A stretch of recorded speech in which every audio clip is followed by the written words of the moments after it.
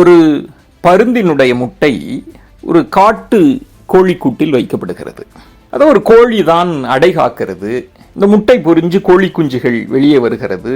அதில் இந்த சிறிய பருந்து குஞ்சும் வெளியே வருகிறது.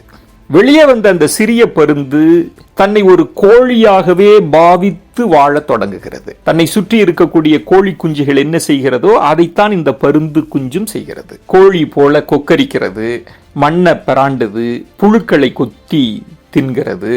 அப்படி சிறிய தொலைவு அப்படி பறக்கிறது. ஒரு கோழியாகவே வாழத் தொடங்குகிறது அந்த சிறிய பருந்து. திடீரென ஒரு நாள் வானத்தில் உயரத்தில் ஒரு பருந்து பறந்து வருவதை இந்த சிறிய பருந்து பார்க்கிறது. அது ரொம்ப ஆச்சரியம்.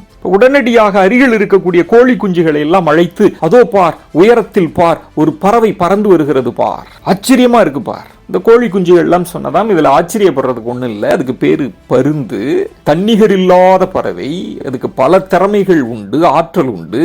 அந்த பறவை உயர உயர அதால் பறக்க முடியும், அதுக்கு அந்த ஆற்றல் உண்டு. இந்த சிறிய பருந்து கேட்டதாம், அப்படின்னா நம்மால் அப்படி பறக்க முடியாதா?